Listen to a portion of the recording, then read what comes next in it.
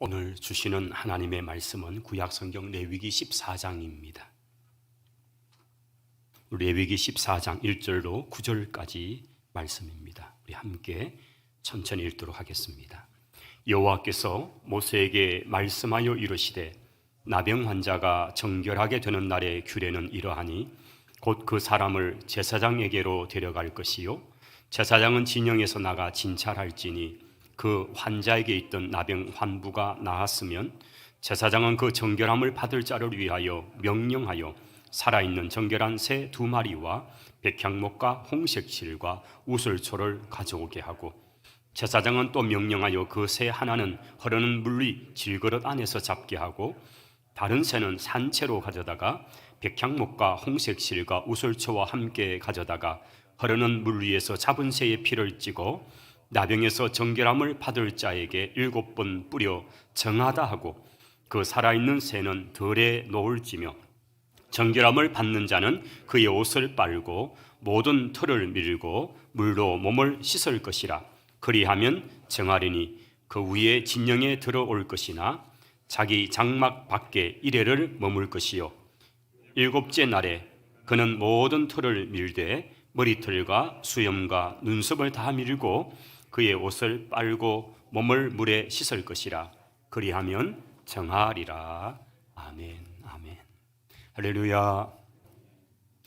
벌써 5월의 마지막 주일을 저희들이 보내고 있습니다. 이 한 달도 하나님께서 우리를 인도해 주셨는데 참 저희들이 정말 유수같이 또 손살같이 세월이 지나간다는 것을 느낍니다. 주님과 동행하시고 주님과 더불어서 성공하시는 승리하시는 성도들이 되시기를 바랍니다. 우리 옆에 계신 분들에게 좀 그렇게 고백합시다. 예배드림이 기쁨입니다. 하나 더 합시다. 예배 성공자가 됩시다. 할렐루야. 우리 인생의 성공은 예배 성공에 있습니다. 우리가 하나님과의 관계가 참으로 막힘이 없으면 우리 인생의 삶은 다 잘 될 것입니다.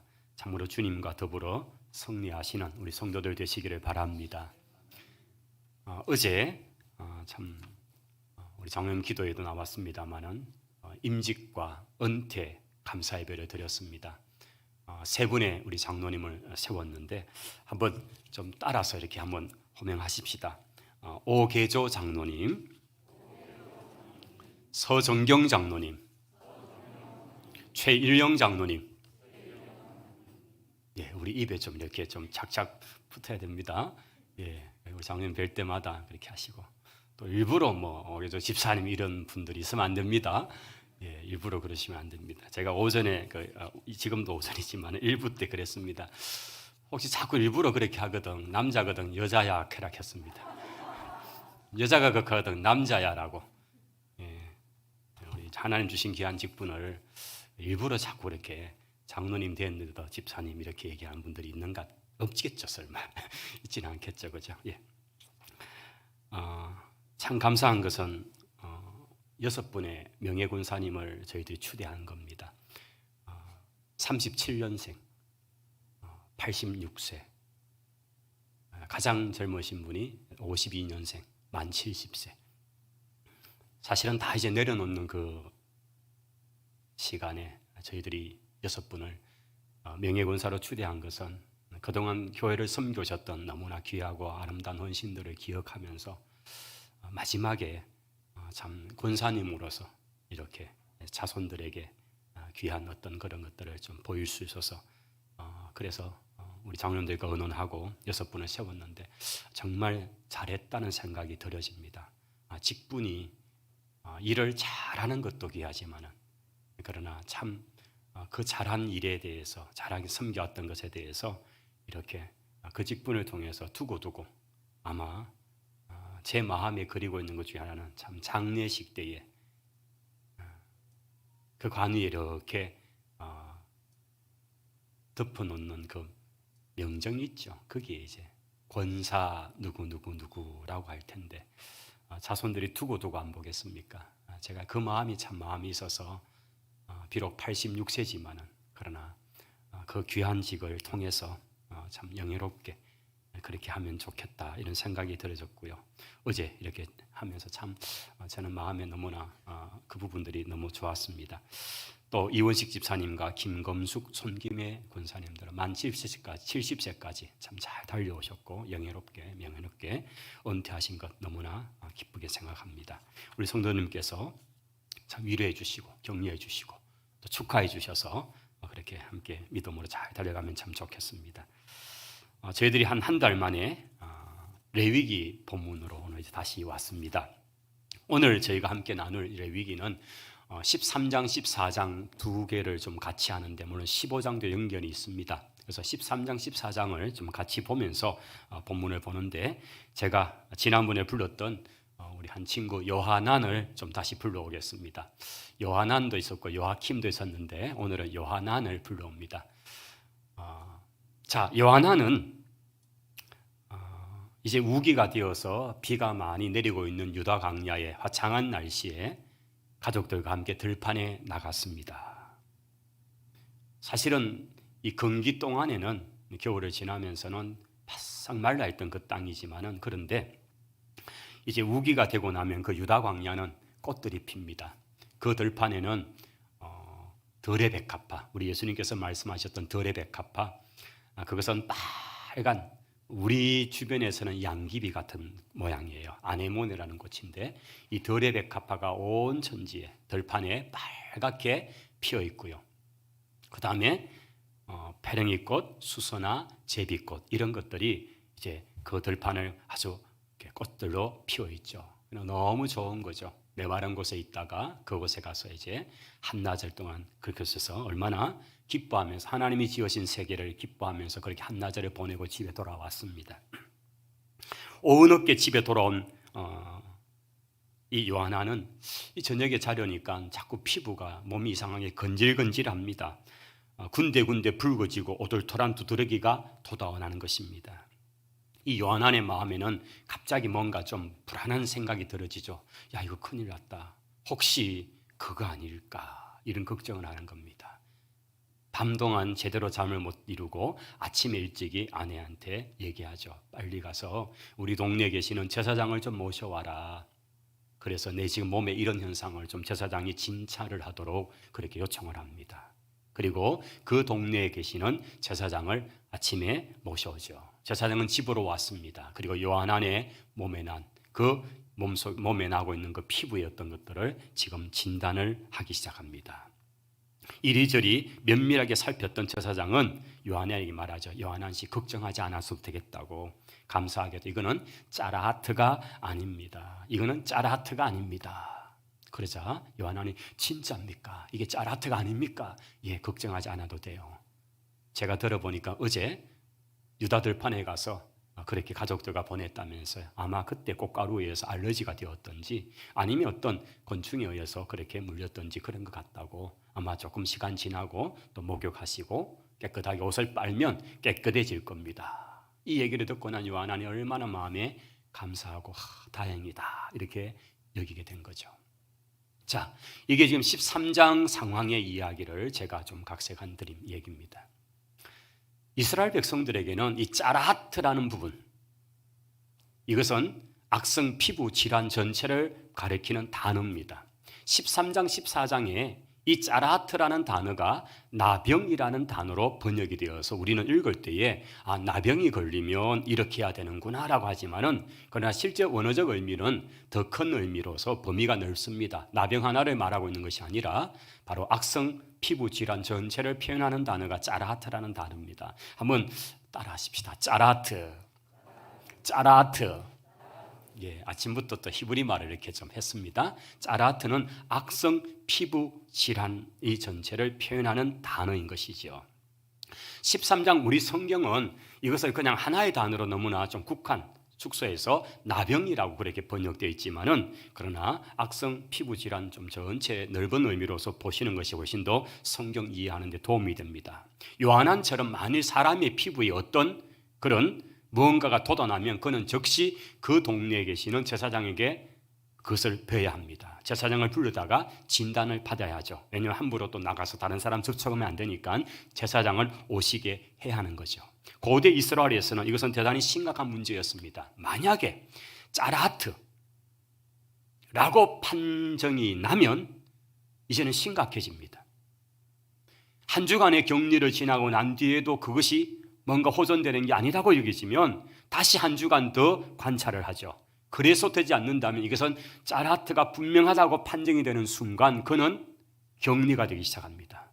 그 격리의 상황은 가족들과 격리, 동네에서부터 격리, 그래서 동네 밖에 한적한 곳에서 움막을 짓고 생활해야 되는 것입니다. 이 짜라하트와 비슷한 것은 그 뒤에 나오는 15장에 나오는 유출병의 문제와 같습니다. 여러분, 유출병이 생기면 이것은 피가 멈추지 않습니다. 그렇게 되면 부정한 자죠. 그래서 가족들이 한 방에 격리를 해놓았지만 그러나 주변 사람들이 가만히 있지 않습니다. 결국은 이 병을 앓은 본인은 잊지 못하고 동네 밖으로 혼자 나가서 그곳에서 격리 생활을 해야 되는 거죠. 그렇게 12년을 살던 여인을 우리 주님께서 만나신 것입니다. 사실은 그 여인이 몰래 예수님 옷자락에 손을 대었던 장면을 우리는 기억합니다. 그 여인의 상태는 부정한 상태였고 사실은 그렇게 손을 대면 안 되는 상황이죠. 이것이 발각되면 돌에 맞아서 투석형을 통해서 죽어야 될 정도의 위기, 그러나 그 위험을 무릅쓰고 예수님께 마지막 소망으로 예수님의 옷자락에 접촉하는 이런 부정을 옮기는 행위를 하고 있다는 거죠. 오늘 짜라하트의 문제는 바로 그와 같습니다. 나병이 있다는 이것이 진단이 되고 나면 그는 동네 밖으로 격리돼야 됩니다. 13장은 이런 악성 번식의 정상에 관한 것과 그것에 진단하는 과정에 대한 것을 다루고 있다면 14장은 거기서부터 이제는 노임을 받게 되고 이제 낫게 되는 이것에 대한 판정 이야기, 그래서 어떻게 정결함을 통해서 다시 회복되어서 가정으로 돌아올 수 있는가에 대한 이야기를 다루고 있는 것이 14장의 본문입니다. 그래서 13장, 14장 두 개를 같이 보는 것입니다. 사실 이 악성 피부병, 나병이라고 대표적으로 일컬어지는 이 짜라하트는 몸에 난 피부병만을 말하고 있지 않습니다. 이것은 집안에서 나는 곰팡이도 포함되고 있습니다. 13장에 보면 집에 곰팡이가 생겨났습니다. 여러분, 사실은 반지하 같은 데나 그런 곳에 가면 습기가 많이 있는 곳에서는 곰팡이들이 번식하는 것을 보게 됩니다. 그랬을 때 제사장이 들어갑니다. 그리고 그 곰팡이의 번식도를 보면서 어떨 때는 이것을 그냥 깨끗하게 말려서 재생할 수 있고 어떨 때는 그 공간 자체를 폐쇄를 하고 심지어는 그 집 자체를 헐어버리라고 판정을 내릴 만큼 심각한 것이 짜라하트입니다. 그러니 제사장이 와서 자신의 몸을 관찰할 때에 이 요한안에 긴장하고 두려울 수밖에 없는 것은 만약 제사장의 입에서 당신은 짜라하트야 라고 하는 순간 그는 더 이상 가족과 함께 살 수 없는 심각한 상황이 바로 그 동네에 살았던 다른 사람들의 예를 통해 그는 잘 알기 때문에 그는 두려울 수밖에 없는 것입니다. 그런데 짜라하트가 아니라는 그 말 앞에 얼마나 기뻐하고 얼마나 다행이라고 여겼는지 모르는 것입니다. 오늘 저희들은 이 구약의 시대, 율법의 시대가 아니라 신약의 시대, 은혜의 시대에 살고 있지 않습니까? 하나님의 백성으로서 신약적 관점에서 그렇다면 이 13장, 14장 레위기의 말씀을 어떻게 이해하고 적용해야 될 것인가? 사실은 이게 오늘 우리에게 중요한 것이죠. 우리 성경이 나병이라고 얘기하기 때문에 제가 나병이라는 표현도 쓰겠습니다. 때로는 원어 자체 짜라하트라는 단어를 쓰겠습니다. 우리 성도들께서는 이것은 악성 피부 질환 전체를 말하고 있다라고 그렇게 이해하시면 좋겠습니다. 사실 이 나병은, 이 짜라하트는 그 성격은 첫째는 바로 부정한 것이죠. 부정하다. 13장, 14장에 걸쳐서 이 부정하다라는 단어가 심지어 54번이나 반복되이 등장되고 있습니다. 그러니 얼마나 부정하다는 말이 많습니까? 이 짜라하트는 일단 사람을 부정케 만들어 버리는 것입니다. 부정하게 하는 것입니다. 이것은 우리가 영적으로 어떤 의미로 이해할까요? 바로 죄의 특성인 거죠. 죄는 우리 인생을 부정하게 만들어 버린다는 것입니다. 아담과 하와 에덴에 살던 그들에게 죄가 들어왔습니다. 그 죄가 들어오고 그 인생은 부정한 인생이 되고만 합니다. 이사야서에 보면 무릇 우리는 다 부정한 자 같아서 우리의 의는 다 더러운 옷 같으며 우리는 다 잎사귀같이 시들므로 우리의 죄악이 바람같이 우리를 몰아가 버린다고 그렇게 하는 표현이 있습니다.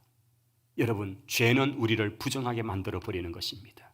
나병 환자로 일컬어지는 그 짜라하트, 이것이 그 개인이든 그 가정에 들어오면 그것은 그 사람을 부정하게 만들어 버리고 다른 사람에게 마저 그 부정을 옮기는 거죠. 로마서는 그렇게 말하죠. 모든 사람이 죄를 범하였음에, 죄가 들어와서 우리 인생을 부정하게 만들어 버린 것입니다. 또한 13장 5절에 보면 이 병색이 피부에 퍼졌는지 진단하라는 얘기가 나옵니다. 여러분, 이 짜라하트의 위험성은 어디에 있습니까? 그것은 바로 퍼진다는 겁니다. 전염성에 문제가 있습니다. 우리는 지금 이 전염병의 시대 속에 살고 있습니다. 그래서 예배를 드리는데 호흡이 정말 불편하면서도 불구하고 마스크를 다 끼고 계시지 않습니까? 바로 혹시나 전염될까 봐. 여러분, 죄의 심각성은 여기 있습니다. 전염입니다. 이 죄가 한 사람에게서 다른 사람으로 퍼져나고 있는 것. 오늘 13장 14장이 계속 강조하고 있는 그 말 속에는 퍼졌느냐 퍼지지 않았느냐, 이것이 진단의 중요한 기준이 되고 있다는 것입니다.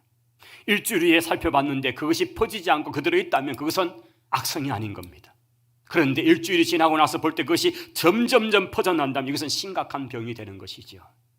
사실 우리 오늘 현대 시대에 어떤 종양, 암 같은 것이 위험한 것은 그것이 한 장기에 머물러 있지 않고 그것이 경계를 뛰어넘어서 경계성 종양이 되기도 하고 그것이 다른 장기로 퍼져날 때 정말 위험하지 않습니까?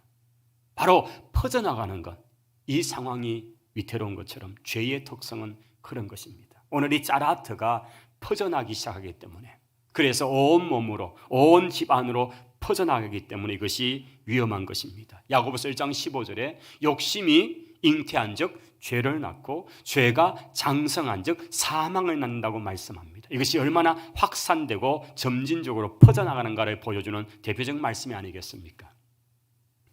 죄는 그대로 있지 않습니다. 죄는 자라나고 죄는 점점 커져가고, 그래서 나의 존재를 오염시킬 뿐 아니라 다른 사람, 이웃 사람마저도 오염시키는 것이 바로 죄라는 것입니다. 그 죄의 전염성에 관한 부분이죠. 이런 나병의 전염성에 대해서 레위기 13장을 계속 읽어보면 이것은 우리 몸 안에 영역에만 있는 것이 아니라 점점점 퍼져나가고, 그것은 심지어 곰팡이로 또 나타나는 것들을 통해서 옷과 집과 이웃까지 번져지는 현상, 이것들을 말하는 것입니다. 세 번째, 이 짜라하트는 바로 격리를 해야 한다는 것입니다. 13장 45절 46절에 보면 이 짜라하트 판정받은 나병 환자는 옷을 찢고 머리를 풀어헤치고 윗입술을 가리고 외치기를 부정하다 부정하다 그렇게 말하라는 것입니다. 그가 병이 있는 날 동안은 계속 부정할 것이고, 그 부정한 적 그는 혼자 살되 진영 밖에서 살아라라고 레위기 13장 46절은 분명히 그렇게 기록되어 있습니다. 자, 이 짜라하트의 대표적 한 병인 나병 환자를 우리 예수님께서 이 땅에 사역하실 때 많이 만나셨습니다. 이 나병 환자들이 주님께 나올 때 그들이 어떤 모습인지, 오늘 이 본 성경 읽었던 그 13장 45절 46절에 보시면 일단 이 나병 환자들은 자신들의 옷을 찢어 놓습니다. 아주 남루한 행색을 하고요. 사실은 또 격리에 살기 때문에 제대로 갖추지를 못합니다. 거기다가 머리를 풀어헤칩니다. 그리고는 윗입술을 이렇게 손으로 가립니다. 그러면서 어떤 사람이 앞에 이렇게 출연하면 이 나병 환자, 이 사람은 자기의 입으로, 가린 입으로 계속해서 나는 부정한 사람이요, 내 가까이 오지 마시오, 부정을 옴소, 이러면서 자기 신분을 노출해라는 겁니다. 사실 나병 환자는 그 병의 특성상 이 성대가 제대로 발휘를 못합니다. 거기다가 여러분 소록도를 가보신 분들은 아시죠? 손가락 마디마디가 그냥 다 이렇게 뚝뚝 떨어져 나가버립니다. 그 병이 지독한 병이 되면 그래서 손바닥으로 손뼉을 칠 수 있는 상황들이 아닙니다. 그런데 그 소록도 교회에서 예배를 드릴 때 그 앉은 수백 명의 성도들이요, 얼굴은 일그러져 있고요, 그런데 손등을 가지고 찬송을 하는데, 손뼉을 치는데 이 둔탁한 이 소리가 얼마나 은혜로운지, 그분들이 상한 성들을 가지고 주님을 찬양하는데 그 찬양의 장면을 잊을 수가 없습니다. 손바닥으로 손뼉을 칠 수 없었어. 손뼉은 이 부분이잖아요. 이게 손뼉이잖아요. 그런데 이렇게 못 치니까 손등으로서 이렇게 소리를 내면서 치는데 그 예배당 공간 안을 채우는 그 소리는 정말 잊을 수 없는, 그렇게 상한 성대, 상한 목소리로 주님 앞에 찬양하는 그분은 얼마나 그들이 감격 속에 드리는지요. 이렇게 나병 환자들은 자신들의 자기 신분을 다른 일반적 사람에게 그렇게 노출을 시키면서 접근하지 말라고, 이 오염을 옮지 말라고, 부정을 옮아가지 말라고 그렇게 하는 겁니다. 우리 주님께서는 바로 그 사람들을 부르시고 그 사람들을 만지지도 하시면서 주님의 능력이 나타나셨습니다. 여러분, 구약의 이 레위기서에서 특징적 그 부분은 이 전염의 방향성이 있는데요, 부정한 사람을 접촉하면 멀쩡한 사람이 부정해집니다. 이게 부정이 흐르는 방향입니다. 그래서 접촉하지 말라고 왜 격리를 시킵니까? 그 부정한 사람의 부정과 접촉하는 순간 그 부정이 옮아서 정상적 사람이 부정해지기 때문입니다. 그런데 놀라운 사실은 예수님은 그 부정한 사람을 만져버립니다. 손을 대버립니다. 여러분, 정상적 상황이라면 그 부정을 옮아가야 되는 거죠. 그런데 하나님의 거룩은 다른 거죠. 이스라엘 백성들이 하나님의 성소에 와서 그 성물 앞에 나아갈 때 그 거룩한 기물, 거룩한 것에 나아가면요, 그 거룩에 닿는 순간 거룩이 전염이 됩니다. 할렐루야. 이게 놀라운 일입니다. 일반적인 우리에게는 그 정상적 멀쩡한 사람이 부정이 닿으면 부정해지는데 하나님의 성물에게는 나아가면 그 성물로 말미암아 거룩해지는 것이죠. 바로 예수 그리스도, 그분은 부정을 닿는다고 그분이 부정해지는 것이 아니라 오히려 그분의 거룩이 우리 인생에게, 부정한 인생에게 거룩함으로, 나음으로, 온전해짐으로 다가오는 줄을 믿습니다.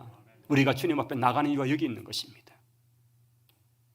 이 여인이 목숨을 걸고 주님 앞에 옷자락을 되었대에 일반 사람들이라면 그 부정이 전염되어서 그는 하루 동안이든지 얼마 기간 동안 부정한 채 살아 있을 것입니다.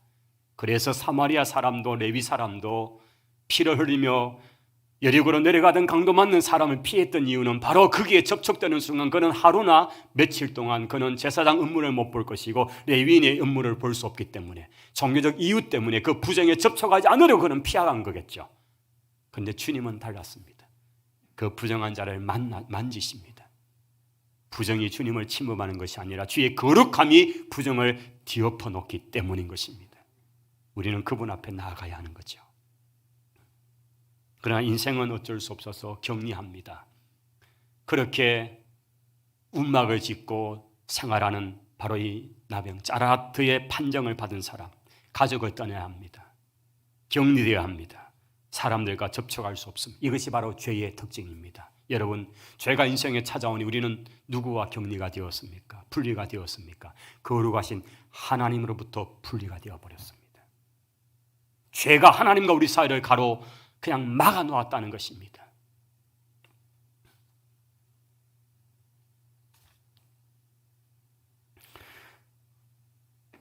(13장 52절에) 가면 이 짜라트의 마지막 처리 방법은 불사름으로 나타나는 것을 보게 됩니다. 이것이 또 하나의 특징입니다. 그는 그 색점 있는 의복이나 털이나 배, 날이나 씨나 모든 가죽으로 만든 것을 불살라버리라. 이는 악성 나병인즉 그것을 불살라야 한다고 말씀합니다. 여러분, 이 죄의 마지막 처리 방법은 놀랍게도 하나님이 불사름으로 성경은 말합니다. 죄는 궁극적으로 하나님이 마지막 소멸할 때에 불사르십니다. 신약에 지옥이라는 단어를 직접적 단어로 묘사하는 것보다는 바로 불에 던져진다는 것으로, 그래서 꺼지지 않는 불의 장소로 묘사된 것이 지옥에 대한 묘사가 많습니다. 요한계시록 20장 14절 15절에 이런 구절이 있습니다. 사망과 음부도 불못에 던져지니 이는 둘째 사망 곧 불못이라. 누구든지 생명책에 기록되지 못한 자는 불못에 던져진다라고 말씀하고 있습니다. 여러분, 죄와 사망에 대한 하나님의 마지막 판단, 마지막 것은 불사름으로 나타나고 있다는 것입니다. 지옥이 존재하는 것을 원치 않는 사람들은 그렇게 말합니다. 예수님은 사랑이라 그러면서 그 사랑을 말씀하는 예수님이 무슨 지옥이 있다고 그런 말을 하겠냐고 얘기합니다. 그러나 성경 마가복음 9장에 보면 예수님께서 분명히 이렇게 말씀을 하십니다. 만일 네 손이 너를 범죄하게 하거든 찍어버려라, 잘라버리라는 겁니다. 장애인으로 영생에 들어가는 것이 두 손을 멀쩡히 가지고 지옥 곧 꺼지지 않는 불에 던져지는 것보다 낫다라고 말씀하셨습니다. 주님께서, 그 사랑의 주님께서 우리를 구원하시고자 당신의 몸을 친히 내어 그렇게 주신 그 주님, 사랑의 주님께서 지옥의 실체에 대해서 분명히 말씀하는 것입니다. 우리 주님이 지옥에 대해서 말한 적이 없다고요? 아닙니다. 주님이 분명히 말씀하시기를 차라리 이 손이 범죄케 하거든 이 손을 잘라서 장애가 되어서라도 천국 가는 게 낫지, 멀쩡한 두 손 가지고 지옥의 불에 떨어지는 것보다 그게 낫다라고 주님이 말씀하실 정도로 지옥은 있습니다. 그 지옥이 주님의 입에도 꺼지지 않는 불로 묘사되고 있는 것입니다. 죄로 말미암아 하나님의 영원한 불사람의 심판을 면할 수 없던 그 인생 속에 하나님의 복음이 찾아왔고, 그 복음은 우리를 지옥에서부터 영생으로 천국으로 옮겨 놓는 것입니다. 이제 오늘 이 14장에 들어와서 그렇다면 이제 이 나병에서부터 고침받는 이 과정에 대한 부분을 다루고 있는데요, 아마 정갈이 식구들에게 온 것 같습니다. 저 밖에서, 진영 밖에서 살고 있는 그 나병 때문에, 짜라트 때문에 고생하던 그 형제로부터, 그 가족으로부터 뭔가 자기 몸이 좀 나아지는 이상한 정세가 있다고. 그래서 이 소식을 들은 가족은 제사장을 빨리 부탁을 해서 동네 밖에 나가서 한번 좀 만나달라고, 우리 가족을 좀 만나달라고 부탁을 합니다. 제사장이 이제 동네 밖으로 나가서, 진영 밖에 가서 그 환자를 진찰을 하라고 성경은 말합니다. 오늘 이것이 14장의 대표적인 4가지 이야기를 이제 하나씩 풀어갑니다. 첫째, 제사장이 환자에게로 나아가야 했습니다. 동네 안에 사는 제사장이 동네 밖에서 격리 생활하고 있는 그 환자에게 직접 가서 그 몸을 관찰을 합니다. 성 밖에 나병 환자를 만나려면 성 바깥으로 나갈 수밖에 없는 거죠. 그리고 제사장이 직접 가서 그 상황을 살피고 이제 이것이 뭔가 낫고 있다 판정을 내릴 수 있는 것입니다. 히브리서 13장 12절 13절에 보면 우리 예수님의 이런 모습을 기록해 놓았습니다. 그러므로 예수도 자기 피로서 백성을 거룩하게 하려고 성문 밖에서 고난을 받으셨느니라. 그런즉 우리도 그의 치욕을 짊어지고 영문 밖으로 그에게로 나아가자. 할렐루야. 여러분, 더 이상 온전한 상태로 동네 안에 살 수 없는 그 인생, 짜라트로 말미암아서 그는 동네 밖으로 추방되어서 사는 그 인생에게 주님께서 성밖, 영문 밖 골고다에서 십자가에 죽으심으로써 영문 밖에서 고난당하신 그 주님, 바로 영문 밖에 찾아가는 제사장같이 우리 인생 그 성 밖에서 골고다에서 죽음을 당해 마땅히 그 인생에게 찾아와 주시는 주님, 오늘 그 주님의 모습이 오늘 그려지는 것입니다. 제사장이 성문 밖에 있는 그 환자를 찾아오시듯이 영원한 대제사장 되신 예수 그리스도께서 소망 없는 인생으로 살아가는 우리를 위해서 친히 영문 밖에서 십자가에 못 박혀 죽으신 것입니다. 4절에 가면 2마리의 새를 준비해서 가져오라고 말합니다. 제사장이 보니까 이제 이 환자는 병이 호전되고 낫고 있다는 것을 판단을 내립니다. 그래서 2 비둘기를 가져오라 합니다. 한 마리는 흐르는 물 속에서 그 한 마리를 잡아다가 그 피를 또 찍기도 하고 이렇게 해서 하고요. 한 마리는 그대로 산채로 그 한 마리를 가져옵니다. 한 새는 죽였고 한 새는 산채로 가져와서 거기다가 이제 몇 가지 첨가를 하죠. 백향목, 홍색실, 그리고 우설초, 이것을 이렇게 해서, 이것은 이제 여러 이제 서적들을 읽어보니까 이런 목적입니다. 여기 백향목이나 홍색실이나 우설초는 이거 자체가 이렇게 담궈 놓으면 물이 이렇게 붉게 나오는 특징이 있습니다. 마치 염료가 되듯이 붉어집니다. 바로 그 붉어진 거기에 비둘기의 피 한 방울을 넣은 거기에다가 그것을 희석을 해서 그 붉어진 그 물을 비둘기에게 뿐만 아니라 바로 그 환자에게 바로 난 선언을 할 때 사용하는 거죠. 그 비둘기는 들판에 데려가서 그것을 산채로 날려버립니다. 그것을 통해서 상징적이죠.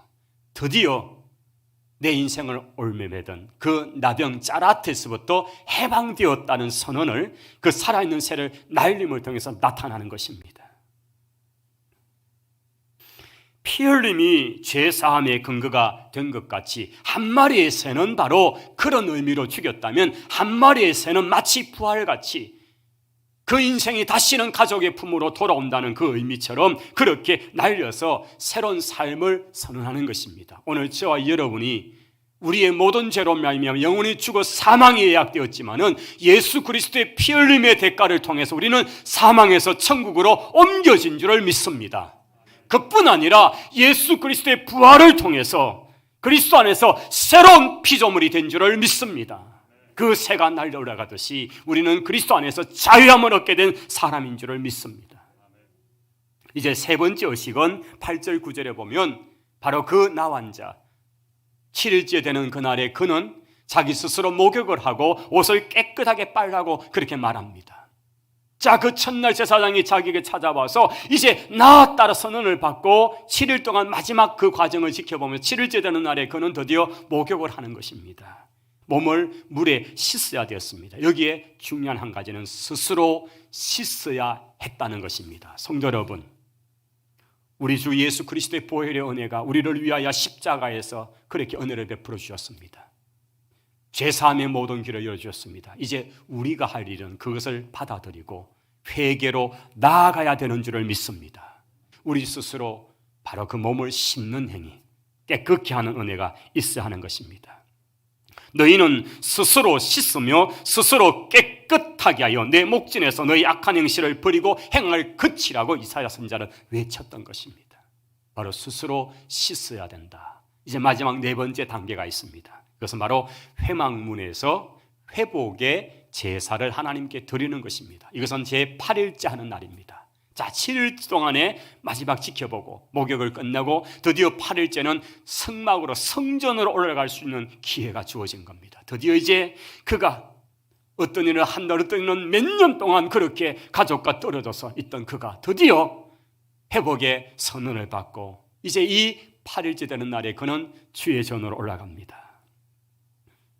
자, 그 회막에 들어가서 그는 어떻게 하냐요? 14장 10절에 보면 8째 되는 날에 그는 흠없는 어린 순양 2마리와 1년 된 흠없는 어린 암양 1마리와 고운 가루 10분의 3에바의 기름 섞은 소재물과 기름 한 녹을 취하라. 그런데 이 내용물들이요, 이 제사 드리는 내용물들이 이게 보통 제사 때 사용된 것보다 양이 훨씬 더 중하다는 겁니다.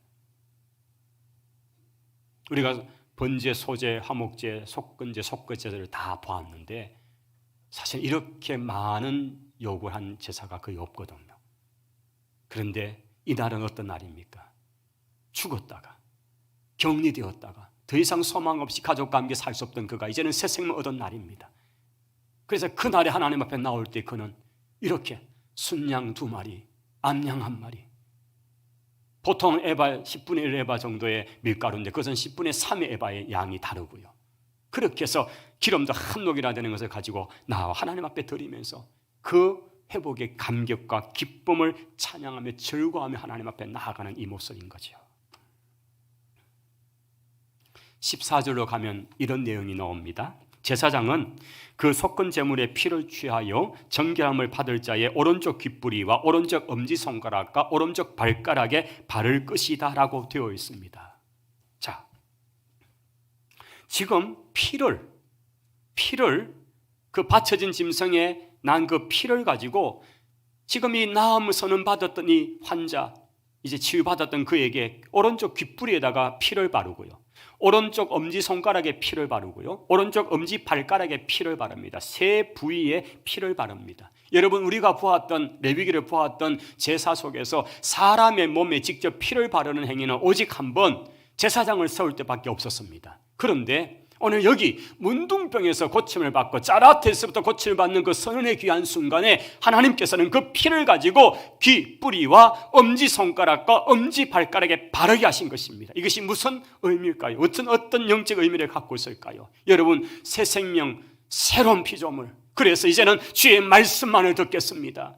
이제 손과 발은 행함의 얘기 아닙니까? 내가 주님이 기뻐하는 일만 하겠습니다. 내가 주님이 원하는 것으로만 걷겠습니다. 할렐루야. 바로 이 선언이 아니겠습니까? 우리가 임직식이라는 공적 예배를 통해서 임직 받았던 분들이 아마 마음이 그럴 겁니다.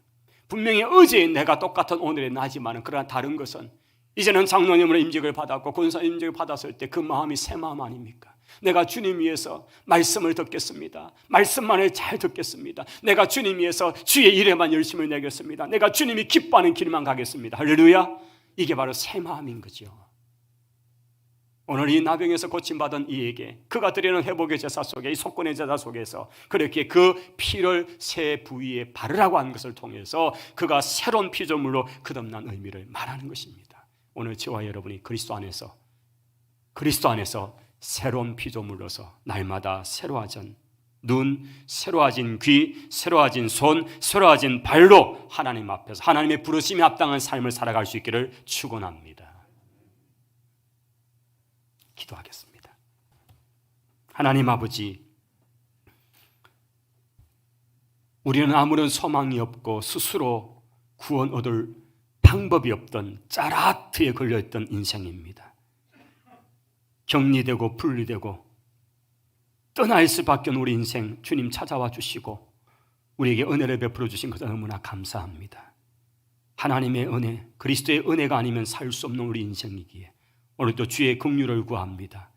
거룩으로 초대하시는 주님 앞에 내가 거룩하니 너희도 거룩하라는 그 말씀 앞에 부단히 나아가 거룩을 이루는 우리 모든 성도들이 되게 하옵소서. 예수님 이름으로 기도하옵나이다. 아멘. 오늘 이 시간에는 우리가 헌금을